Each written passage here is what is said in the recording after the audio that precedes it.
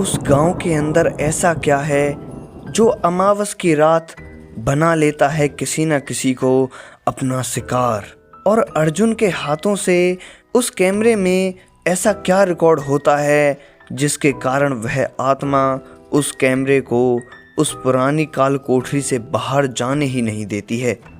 यह कहानी है एक छोटे से गांव भैरवपुर की, जो चारों ओर से जंगलों और ऊंची पहाड़ियों से घिरा हुआ था।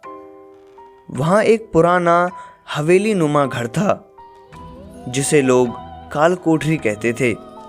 वहाँ के लोग उस काल कोठरी को श्रापित मानते थे। कहा जाता था कि वहाँ एक आत्मा रहती है जो वृंदा की आत्मा से प्रसिद्ध थी। वह आत्मा हर अमावस की रात किसी ना किसी को अपना शिकार बना लेती है। जब वहाँ के लोगों से पूछा गया तो उन्होंने बताया कि करीब 80 साल पहले इसी हवेली में वृंदा नाम की एक लड़की रहती थी। उसकी सुंदरता गांव में चर्चा का विषय बन चुकी थी। लेकिन एक दिन गांव के जमींदार के बेटे ने उसे बदनाम करने की कोशिश की। वृंदा ने विरोध किया तो उसे डायन कहकर लोगों ने जिंदा जला दिया। मरते समय उसने श्राप दिया कि जिसने मेरी असहाय चीखें नहीं सुनी, एक दिन मेरी चीखें उन्हीं की सांसें छीन लेंगी। उसी दिन से हवेली बंद हो गई और हर अमावस की रात हवेली में चीखें, रोने की आवाजें और किसी के जलने की गंध आने लगी।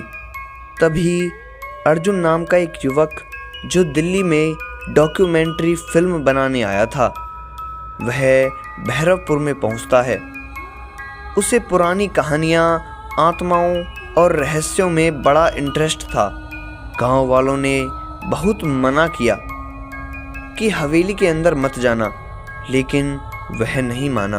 अर्जुन ने ठान लिया वो काल कोठरी में रात बिताकर सच्चाई बाहर लाएगा।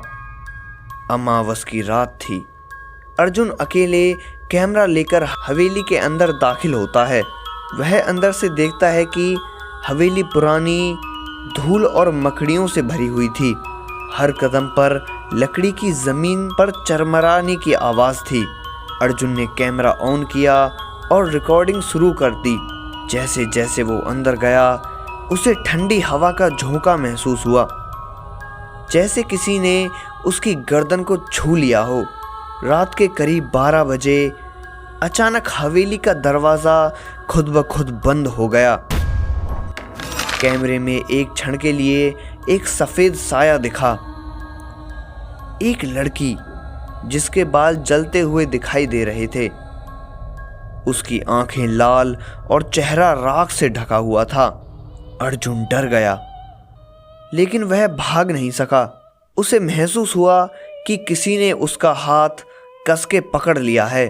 तभी एक फुसफुसाती हुई आवाज आई, तू भी देख, मेरी चीखों का मजाक उड़ाने वालों का अंत कैसे होता है। अर्जुन जमीन पर गिर पड़ा। कमरे की दीवारें हिलने लगीं। कैमरा जमीन पर पड़ा रिकॉर्डिंग कर रहा था। वृंदा की आत्मा सामने आई। उसका चेहरा अब पूरी तरह जल चुका था। उसने अर्जुन की आंखों में आंखें डालकर कहा, अब तेरा शरीर रहेगा पर आत्मा मेरी होगी। अर्जुन की चीखें हवेली में गूंजने लगी और अचानक फिर सब शांत हो गया। अगली सुबह गांव वालों ने वहां जाकर देखा।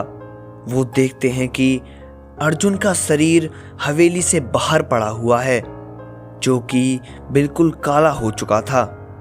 तभी से गांव के लोगों ने वहां पर जाने की और पाबंदी कर दी।